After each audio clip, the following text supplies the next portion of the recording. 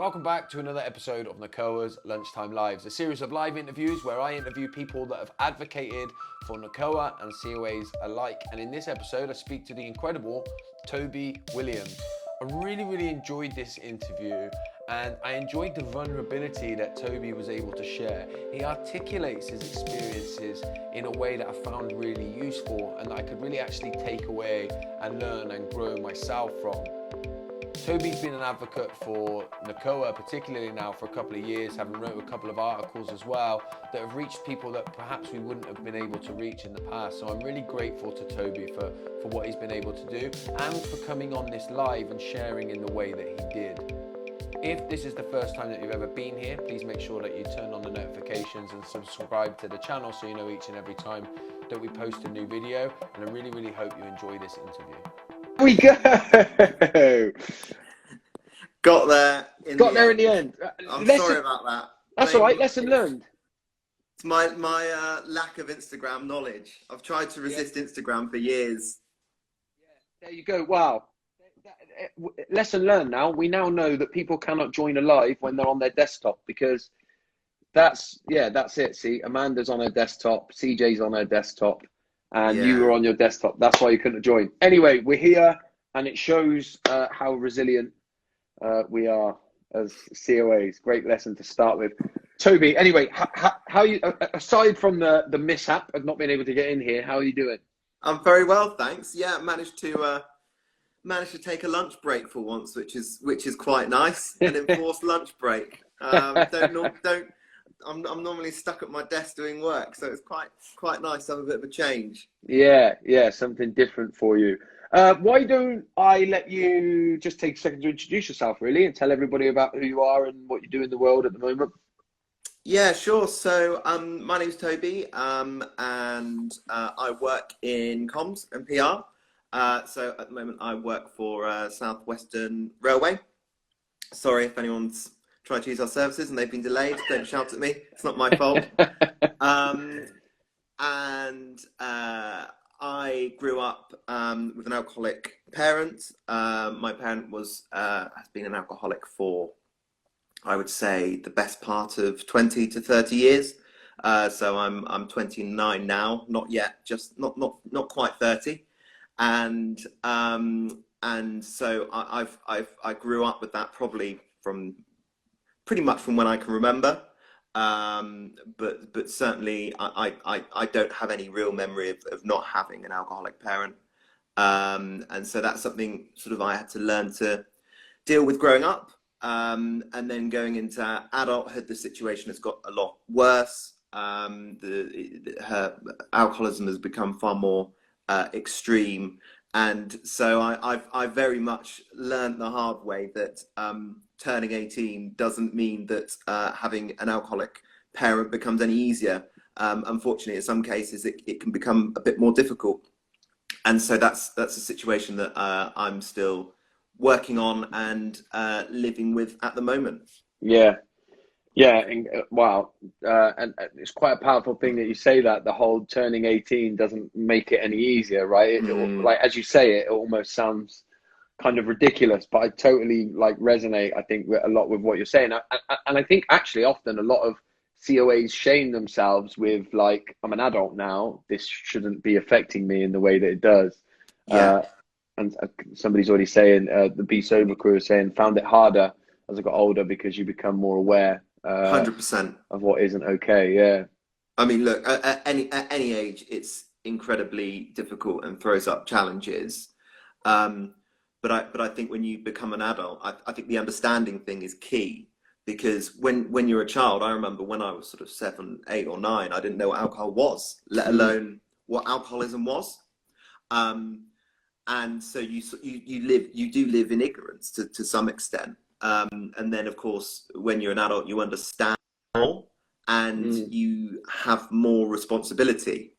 And when things get really bad and someone needs to step in, I'm an only child as well, so I'm the one who has to sort of step up to the plate and try and deal with what is inevitably a very difficult situation. So I think that the horrible reality is it's very difficult at any age.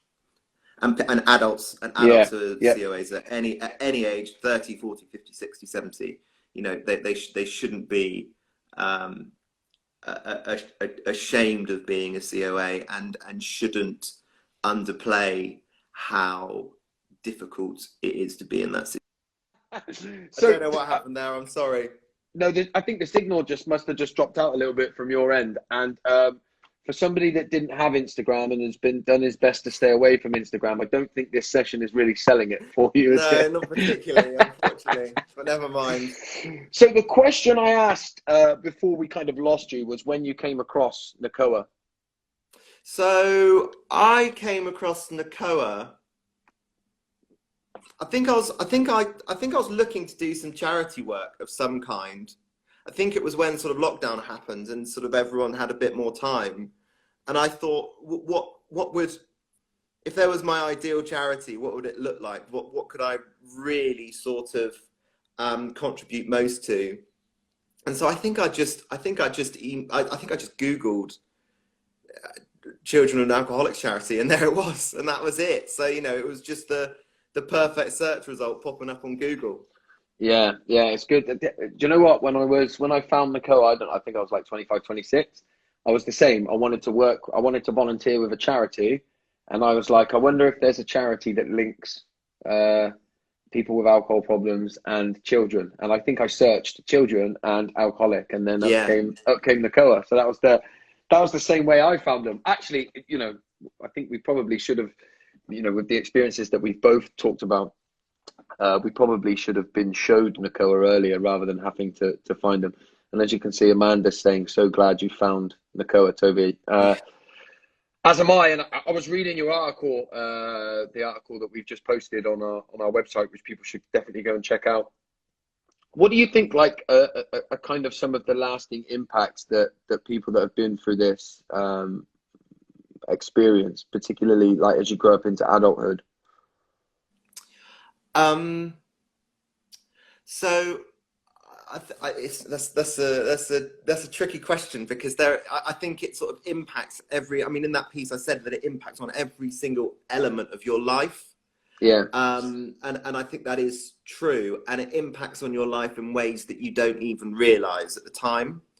But I think my main takeaway, I think, for someone in my position who grew up with it and is now, you know, late 20s, adult, is that just because you have coping mechanisms and you can live your life and have a successful career and a successful relationship and good friends and all the rest of it, and perhaps not let it dominate your life, that doesn't mean that it's not going to impact you in some ways. And it doesn't mean, unfortunately, that you're over it. Because I think in my situation, you know, I live a really happy, fulfilled life. I have a really good job. I have a great wife, great friends, and all the rest of it. And I know how to deal with the situation I'm in with my parent. I know how to deal with it. I know how to cope with it. But sometimes there are points where it doesn't manifest itself in an obvious way, but there will just be ways that you feel, things that you do, the way that your mood might change. And I think so often those things are as a result of the experiences you've had or the experiences that you're having.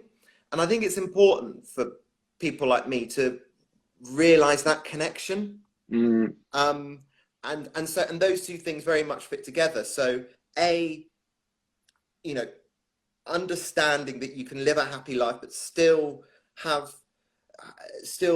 be affected by the problem of your parents drinking, and at the same time realize that when you do feel down or when bad things do happen and when you are struggling to cope, that, you know, there probably is that very strong correlation between the initial drink problem and the way that you're feeling now.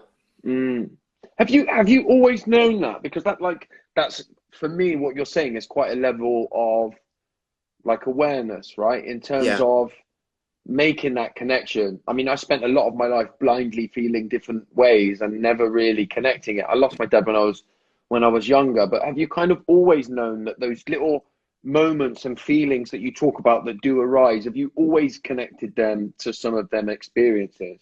No, not at all. I think so. My parent got particularly bad about 18 months, 2 years ago, and had quite a bad accident, and that very much brought home to me the scale of the situation that I was facing as a child of an alcoholic. It wasn't just the situation that they were facing, it was a situation that I was facing. And I think when that happened,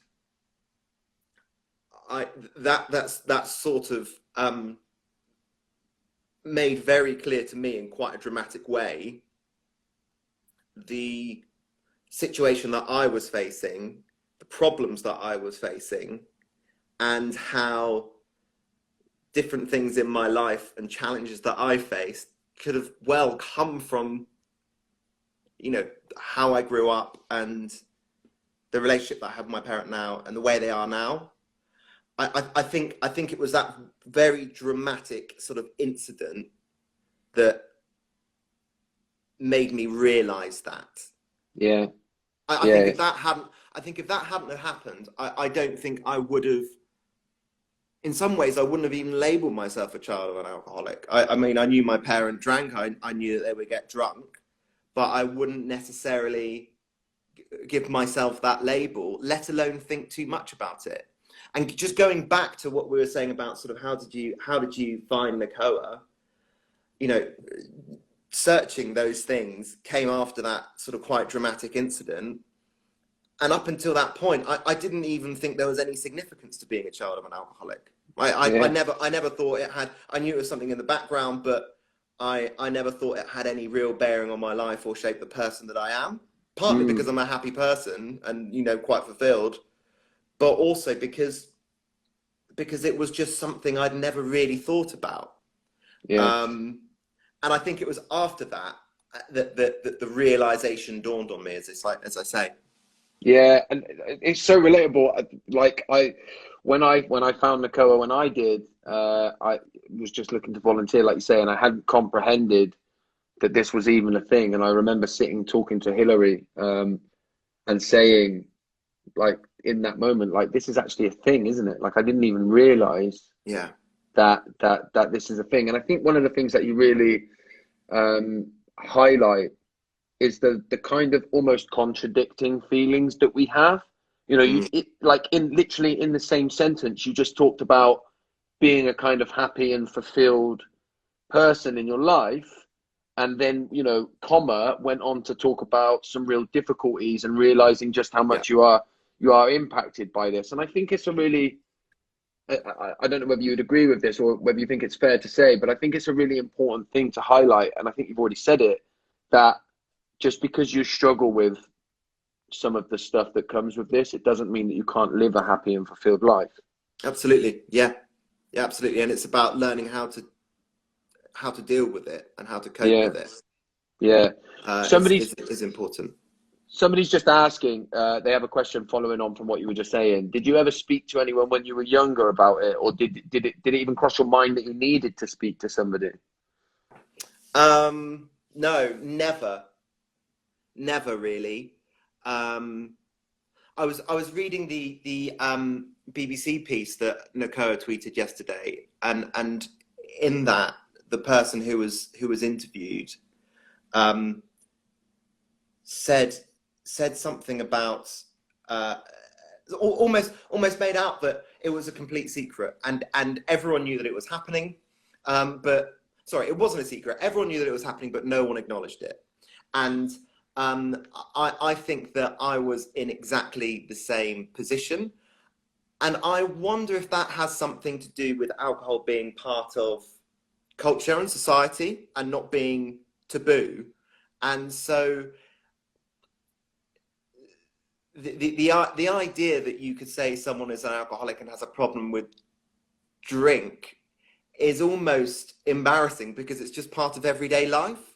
And how could someone just have a problem with something that's part of everyday life? Yeah.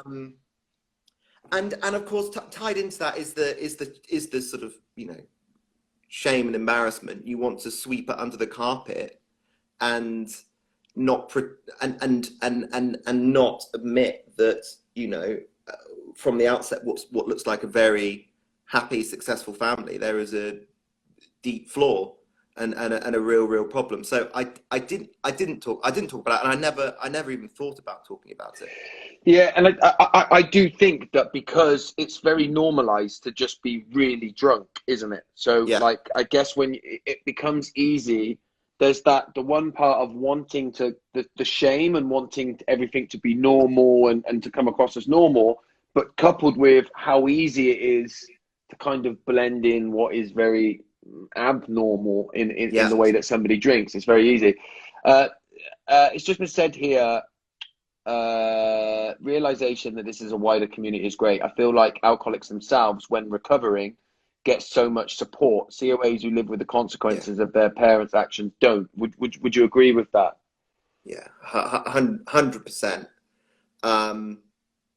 100%, and I think that's partly a problem with the education system. It's partly a problem with the health system.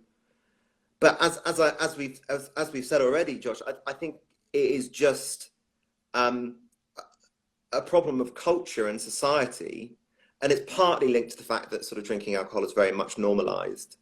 But it's I think for addicts across the board, the person who is addicted is the person who is seen as needing the help, and I think that there is a broader issue in that the children are just seen as sort of collateral damage, really, and I think that is dangerous and it's wrong. And I do think there does need to be more of a focus on the children, not just the addict. And you know, this idea that if you fix the addict, then you fix the child is wrong as well, because you know the scars of living with an alcoholic parent for 5, 10, 15, 20 years don't just go if they become sober as well. So I think that there is work to do there, definitely. And just the wider, as I said about culture, you know, it's just we need a wider societal change to raise awareness of what children of alcoholics go through and help children of alcoholics themselves. And I think this is absolutely key, to understand that the situation that they're in, isn't normal and it isn't acceptable, and they need help as much as their parent does. Yeah, that's like a key message that we've been trying to get across really for a long time, actually, is that just because like the solution for a child of an alcoholic is not stop the parent drinking. That might be part of the solution, right? Yeah. In and of itself, it isn't the solution. This is a big question, and I don't expect you to be able to give me a whole rounded answer with a clear solution. Where do you think we start with that change that's needed? Do you have any ideas of how do you think we even begin to tackle the cultural issue and the way that children are kind of left out? Yeah, it's a good question. I think there are two things practically I think we could do. I think the broader question of how we change the way alcohol is perceived in society, I won't even start to touch on, because that's a bit too much of a complex topic, I think. But I think in terms of, I think first, I mean, look, education I think is absolutely key. I mean, I'm not particularly close to the education system, but I do very much get the impression that teachers are trained to see or to detect all kinds of abuse, but probably not alcohol abuse. And I think that is something that they could very much be trained to detect a bit more effectively.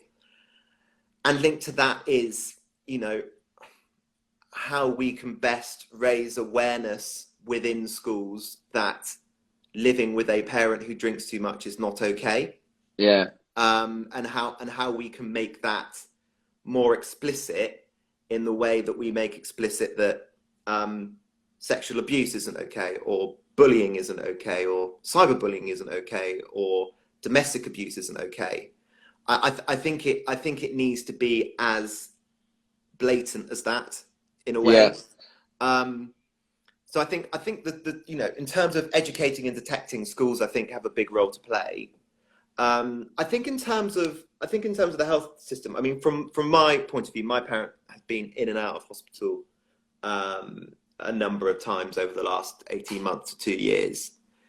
And I think in terms of the health system, I think that it's been said a lot before, but joining up health and social care to ensure that there is support, seamless support for the addict in question after they leave hospital after a particularly traumatic incident, for example, would be key for the child of the alcoholic. Mm-hmm. And I think as well, I think as part of that, understanding more broadly who is connected to that addict, and understand what people are involved in that ecosystem, and try and figure out how best to support them as well as to support the alcoholic. I think would be really, really important. And look, as I say, my parent has only ever been in hospital when I've been an adult. And I could be wrong about this, but I do get the impression that sort of holistic approach just isn't really taken. Yeah. Have you had, so you've talked about being an only child and feeling responsibility with that, right? Has any contact that you've had, have you ever been has anybody ever said to you, how are you? Or do you need any support with this? Or is this an impact? Has there been any of that? No, I mean, it was completely disguised. It was completely disguised. I don't think it would have even got to the stage whereby someone would know that there was a problem to ask me if I was okay. So no, that never happened. And certainly I wasn't in any way aware myself that I was in a situation and I could do with some help. I mean, certainly through my school, I can't remember alcoholism being touched on once. And that was a bit of time ago, but I can't remember that being talked about at all. So no one would have even no one would have known, especially me. So no, there was none of that. Yeah, so you've literally had to wait and almost accidentally stumble across the fact that you may be struggling, right? Yeah, it's something that you've literally had to research yourself. What sort of things have helped you, right? Because one thing that is clear, you've talked about the contradictions, right? But you seem like a well-rounded person, right? What's helped you to be able to, I don't want to say stay sane, but stay together in the way that you have, despite what you've experienced?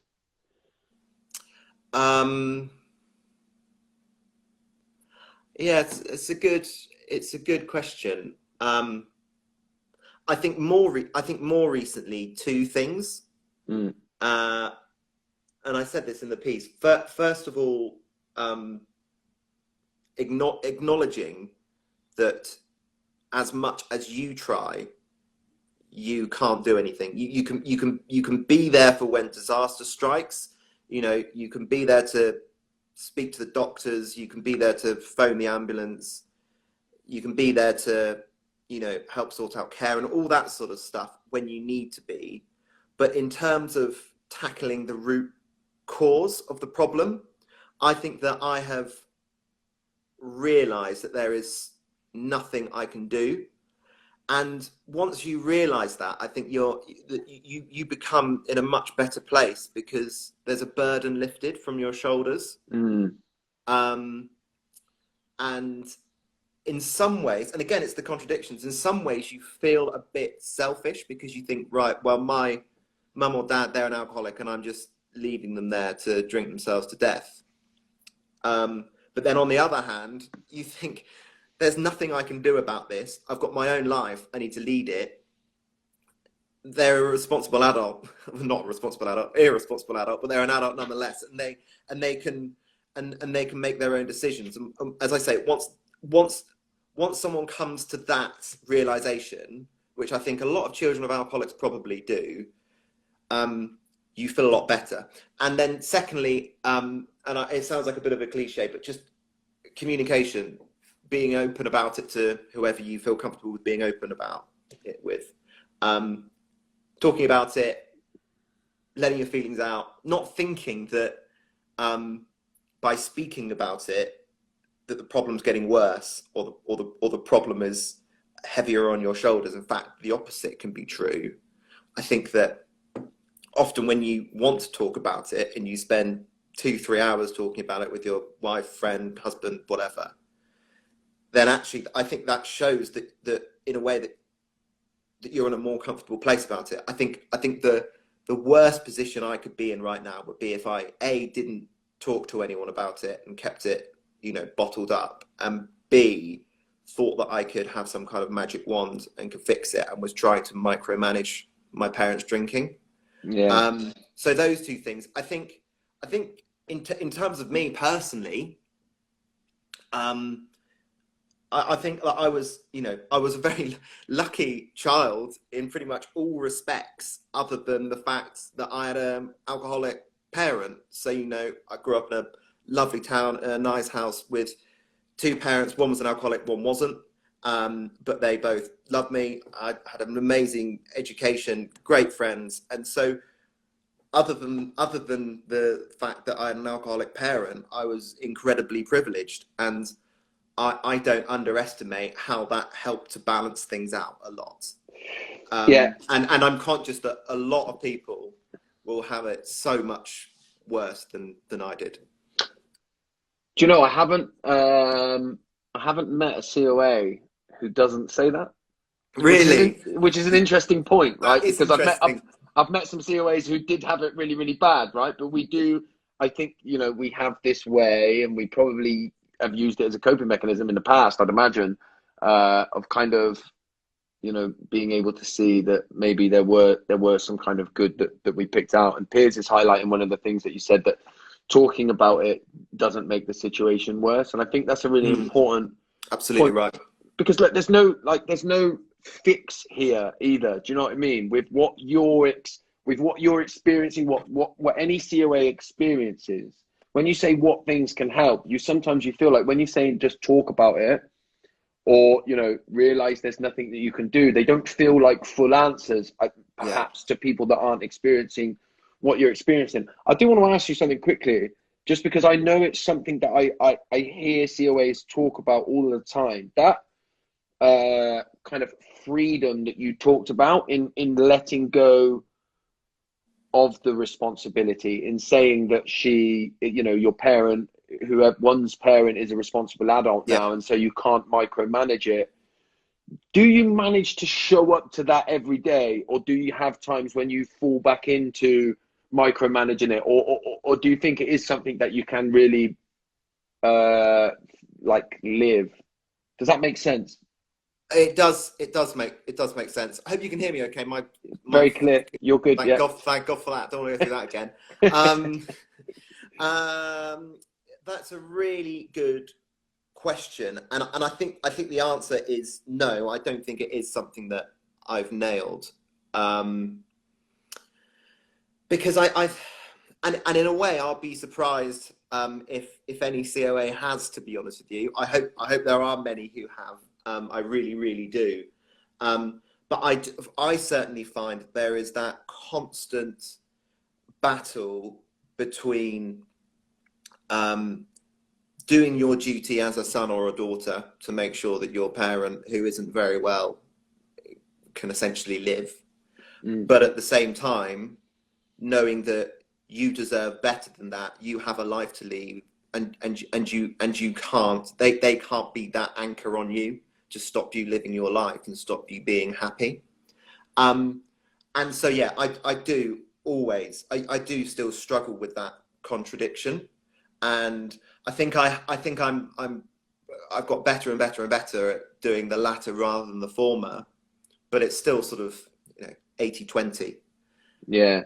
And you know, especially when your parent is in hospital, or in a really, really bad way, you know you need to step up, or you really do feel like you can and should step up to the plate, and there are things you can do.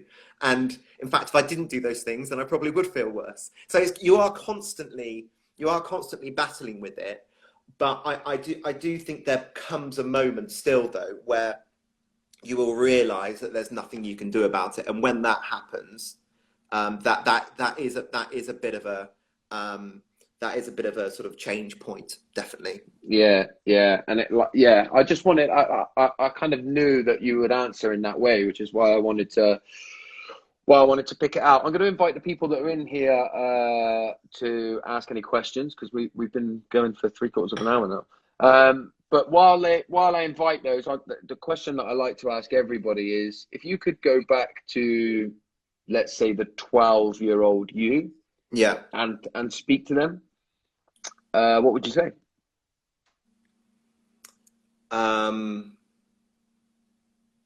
That's a good question. That's a really good question. I think I would say, focus on and savor all the many good things about your life. And I think that I would just try and hit home what we have just spoke about, which is that the situation that you're in isn't normal, and it isn't fair on you. And as a result of that, you need to understand that you can't change it, which is why it's so important that you focus on all those great things in your life. Yeah. And so I think that would be the advice to 12-year-old me. Really powerful. And as you were talking, COA week in Korea have just joined, which shows the scope of how far this stuff is reaching.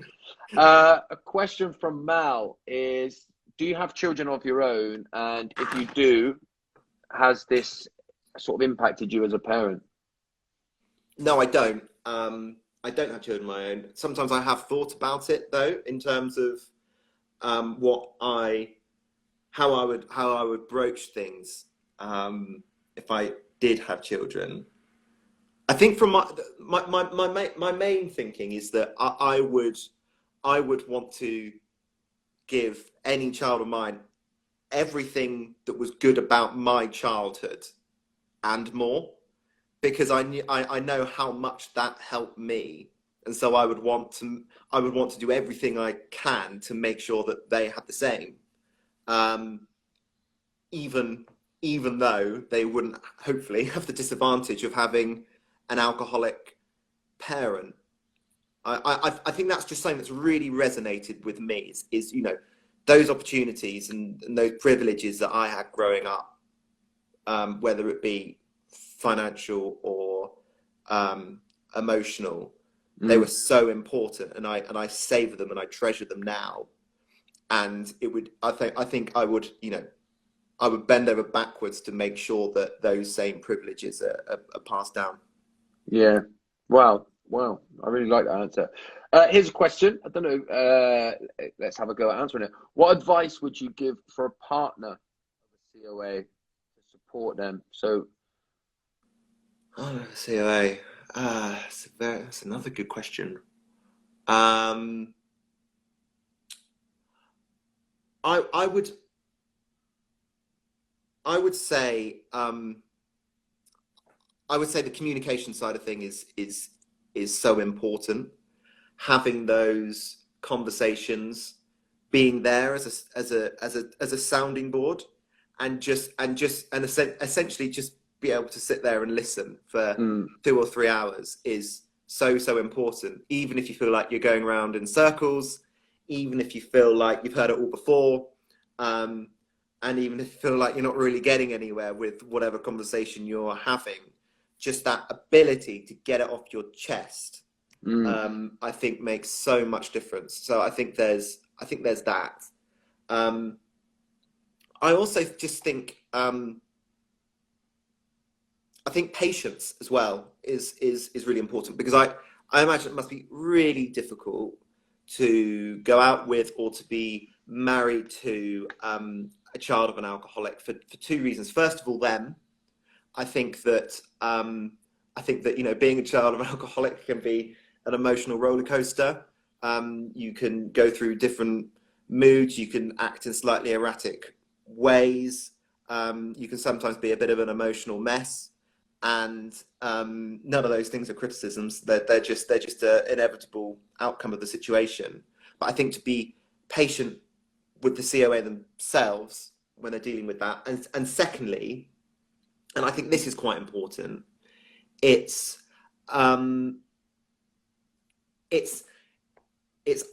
understanding how, as a partner, you should be talking about your partner's mum or dad.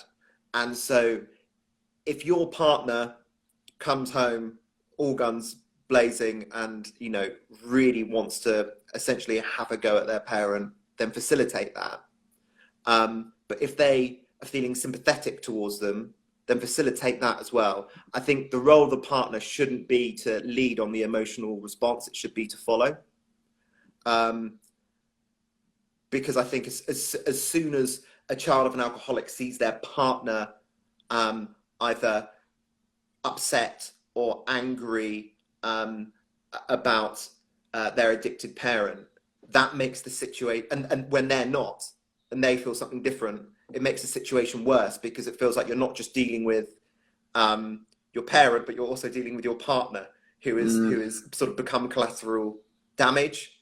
So that's a bit of a long-winded answer, but I think it's the communication aspect is really important, and I think it's following, not leading, when it comes to that emotional response. I love that. I mean, it was I love that you gave such a full answer. And actually you can summarize it in that,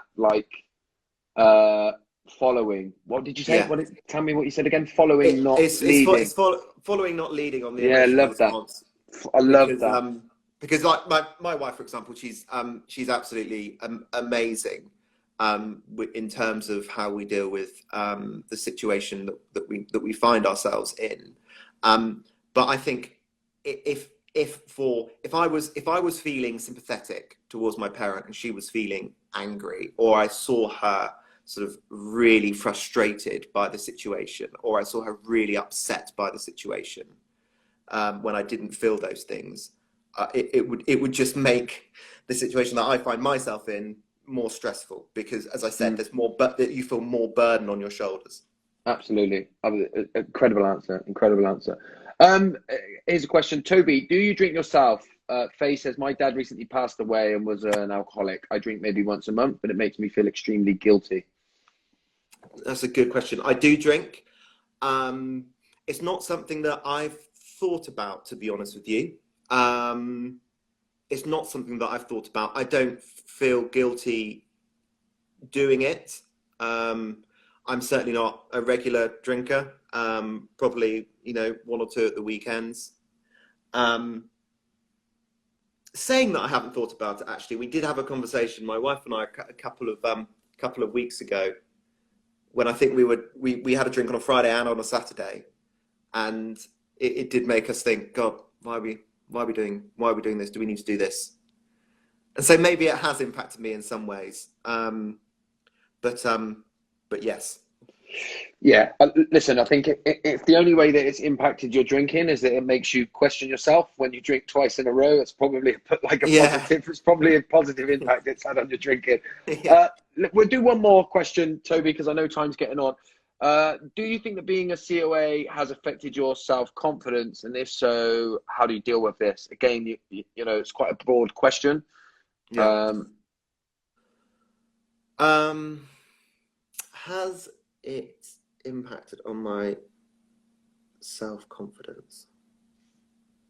Probably has, but I'm quite a confident person anyway, I think. So it's probably diminished it rather than completely undermined it. Right. Again, going back to what I was saying, I think, I took so much from so many of the good things in my life that having an alcoholic parent, I think, diminished me as a person, but hasn't sort of undermine the person that I am and isn't sort of a existential crisis in my life. So hopefully it hasn't impacted me too much. But again, you know, from what we were saying at the start, it's being a COA affects you in so many different ways. And sometimes it's impossible to really know if that correlation is causation. But perhaps sometimes when I do feel slightly unconfident at work, or I am a bit shy in a situation, then, which does happen from time to time, then maybe that is a result of that. Maybe it is. I think some things, it's quite obvious how, you know, when you can't sleep, or when you're feeling really down, you know, it's quite obvious that that is an impact of a situation that you find yourself in with your parent. But I think there are probably lots of other personality traits that I have, which are a result of being a COA, but I perhaps don't realise are. And maybe sometimes when I do lack confidence on relatively rare occasions, then maybe that is an impact, an effect of that. Yeah. And someone's just said, I tried to think of post-traumatic growth, not post-traumatic stress. Make me think how I learned from my experiences. Yeah. I sort of, like, you know, I've come to the realization, I think, with lots of my sort of personality traits, that some of them have, you know, my personality traits may have been kind of either heightened or diminished to some degree as a result of my experiences, if you know what I mean. So, like, I wouldn't accredit any of them necessarily directly as only existing because of what I experienced, but I do think some of them have become more prevalent or diminished in my life as a result. So I do, you know, I think, like with everything, that the truth probably lies somewhere in the grey area, in the middle, right? Yeah. Toby, that hour has flown by. Honestly, this has been incredible, and the kind of full and rounded answers that you're able to give to each question really helps.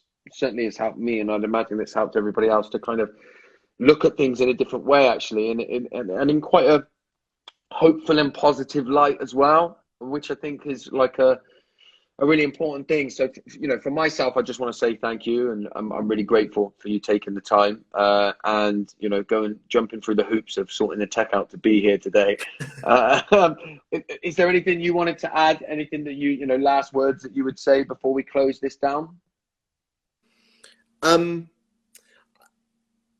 think my 2 or 3 big takeaways, which I've probably repeated too many times during this session, but is